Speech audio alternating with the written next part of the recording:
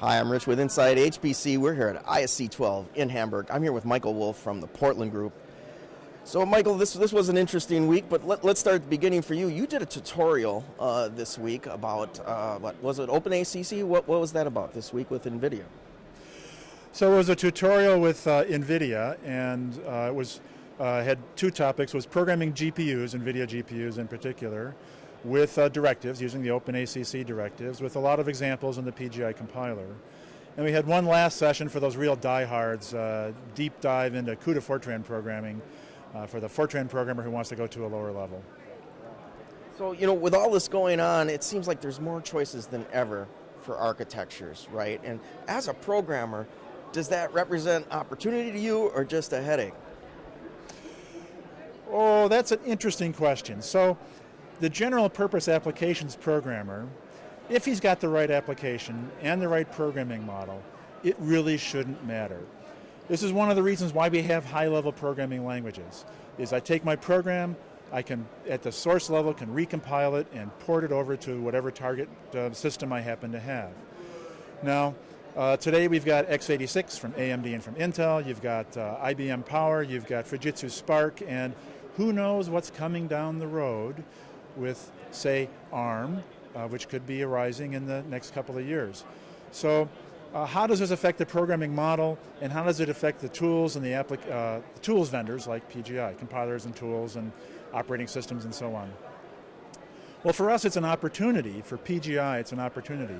We don't sell hardware. We have no skin in that game. All we really want to do is to make sure our customers have the best experience, both from the software development side and from their application execution side, with getting performance out of that machine. So we intend to support multiple architectures for as long as we possibly can, and that includes both the host architecture, your Intel or AMD or what have you, and different accelerators, the GPUs or APUs or Intel Phi or whatever comes along after that. From an abstract perspective, what you need is a hell of a lot of parallelism. You know, you've got hundreds of thousands or, God forbid, millions of threads that you need to keep track of. You've got vector instruction sets. You've got concurrency between the host and your accelerator device. Your accelerator also has a lot of parallelism on it. Plus it's got, in many cases, a deep level of multi-threading. So there's a lot of things to keep track of here, and with the right compilers and languages, we can expose that and exploit that effectively in the user's application. But I think that it's going to be a challenge for everybody for the next couple of years. It'll be an exciting couple of years. Okay, speaking of challenges, kind of a wrap up here, Michael. You know, we've been predicting that million core systems are coming. They're coming suddenly this week with Sequoia. We have a machine with 1.5 million cores. What does that represent to you as a programmer? And is it more of a challenge, or is it just a taste of what's coming? I'm a skeptic along these lines. So many years ago, people were predicting 100 cores on a chip. And I'm on record as saying, I don't believe in the 100-core chip. I mean, we certainly had the silicon real estate to do that many years ago, but we used that real estate for large caches, for vector instructions, for additional power within a core, and there's still good reasons to do that. And I would have been a skeptic towards the million-core system, but lo and behold, here it is.